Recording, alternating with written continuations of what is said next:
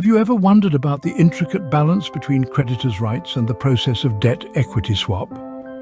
Today, we're embarking on a journey into the complex and intriguing world of creditors' rights, a realm often shrouded in mystery and legal jargon. At its core, creditors' rights revolve around the legal protections and remedies given to individuals or entities who lend money. These rights are the backbone of the credit market, ensuring that lenders have a fair chance of getting their money back. It's a delicate equilibrium, striking a balance between the rights of creditors and the obligations of debtors. Now, imagine a scenario where a debtor is unable to repay their debt. This is where debt-equity swaps come into the picture. In a debt-equity swap, the debt is converted into equity or ownership in the debtor's business. This process allows the debtor to avoid bankruptcy and gives the creditor an opportunity to recoup their investment over time. But what happens when the debtor is a nation or a corporation with an enormous amount of debt? This is where the concept of the restoration of rights of the creditors comes into play. In essence, it's a process that aims to restore the rights of a creditor who's been disadvantaged by a debtor's inability to repay their debt. It involves a complex web of legal and financial maneuvers, such as the peaceful surrender of collateral and the reassignment of assets and shares. As we delve into this topic, you will discover that creditors' rights and debt-equity swaps play a crucial role in the financial stability of nations and corporations. They form the bedrock of our economic system, ensuring that lending and borrowing can occur with a reasonable degree of security and fairness. So buckle up for this fascinating exploration of the world of creditors' rights, where finance, law, and history intertwine in the most unexpected ways. Now, let's dive into the concept of restoration rights creditors and understand it in simpler terms. This concept is embedded in the Uniform Commercial Code, and it's all about reinstating the rights of creditors, those who have lent money or resources and are owed a debt. Picture this.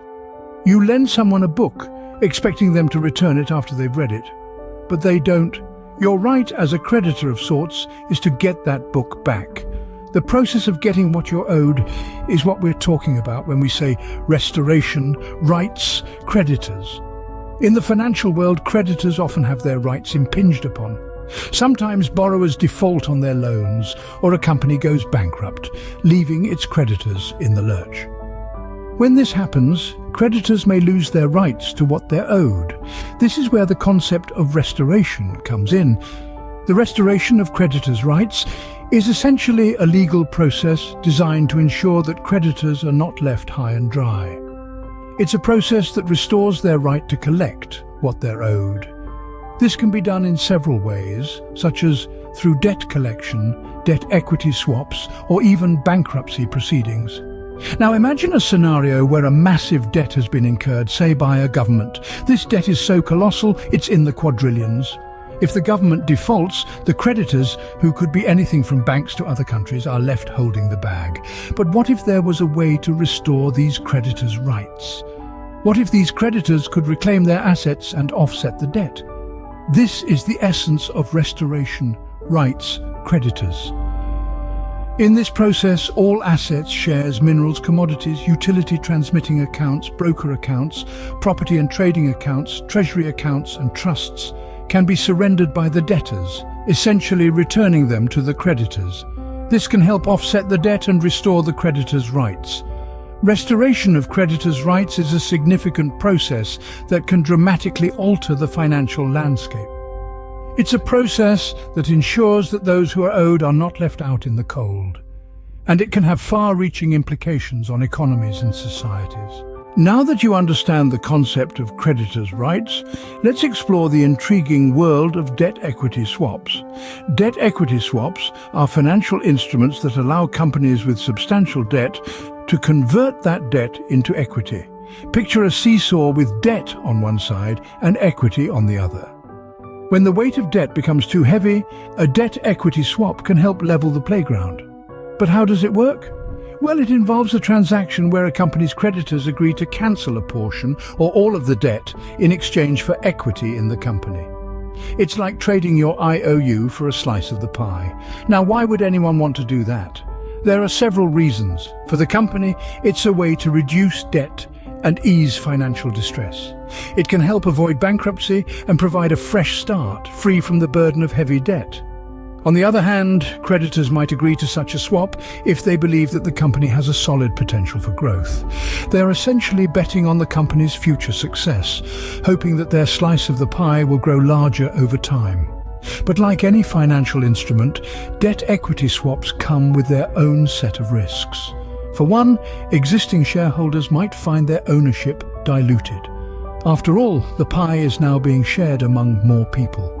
Furthermore, creditors who become shareholders may have different interests and priorities than the original shareholders, leading to potential conflicts.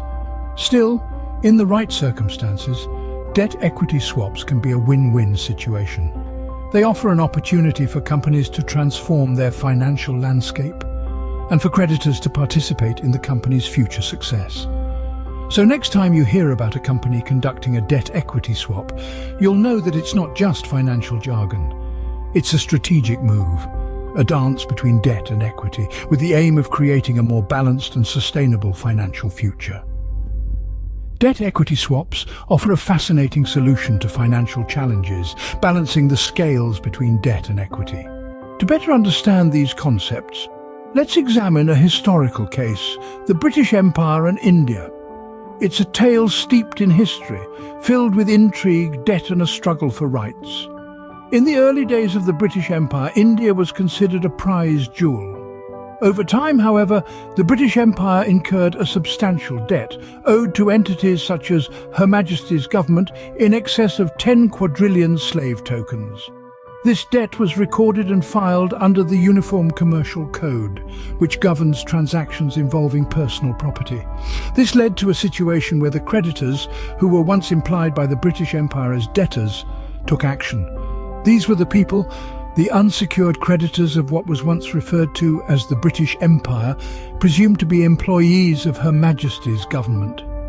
A debt equity swap was completed, a process where creditors, in this case the people, assigned their shares and credit to the Universal Law Community Trust. This was done by way of an irrevocable deed symbolizing a restoration of the creditor's rights. The result: all assets, shares, minerals, commodities, utility transmitting accounts, broker accounts, property and trading accounts, and treasury accounts and trusts were surrendered by the creditors. This was done to offset the debt that unsolicited commercial intercourse and undisclosed terms and conditions of the use of the legal fiction caused. In doing so, the people of Universal Law Community Trust discharged the debt on behalf of Her Majesty's government and agencies, rendering the private corporation obsolete, never to be resurrected. This marked the end of an era, a shift in power and control, all facilitated by the principles of debt equity swaps and creditors' rights. This case provides a real-world example of these concepts in action, highlighting their importance and impact. It also underscores the power of the people when unified under a common cause, proving that even the mightiest empires can be held accountable for their debts. Now let's summarize the key points we've discussed. We started by delving into the fascinating world of creditors' rights, a realm that is governed by legal frameworks like the Uniform Commercial Code. We learned that creditors have the right to reclaim their assets or collateral in the event of a borrower's default. This is a critical aspect of the financial world, ensuring that lenders have a safety net and balancing the risk. Next, we explored the concept of a debt equity swap. This happens when a debtor, often a corporation, exchanges its debt for equity in the company. It's a strategic move that can be used to restructure debt and improve financial stability. In our discussion, we saw how a debt equity swap was completed through the legally matured consent of the secured party creditors, who assigned their shares and credit to the Universal Law Community Trust. Then, we travelled back in time to the British Empire, focusing on a specific case in India. This historical example illustrated how these concepts play out in practice. The British Empire, once a formidable global force, had an outstanding debt exceeding 10 quadrillion slave tokens. This debt was discharged by the people of the Universal Law Community Trust, essentially leading to a restoration of rights of the creditors. The assets, shares, and various accounts previously held by the creditors were surrendered, solidifying the offset of the debt.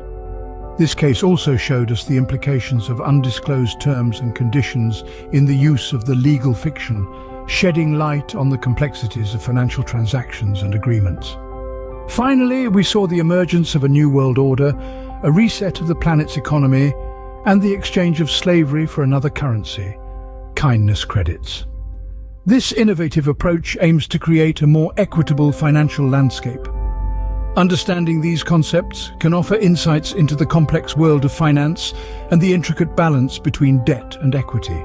In the intriguing world of finance, debt and equity, it's important to understand the process of restoration.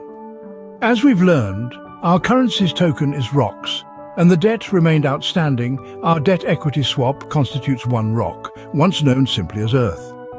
But what happens when this debt is settled, and how does this process unfold?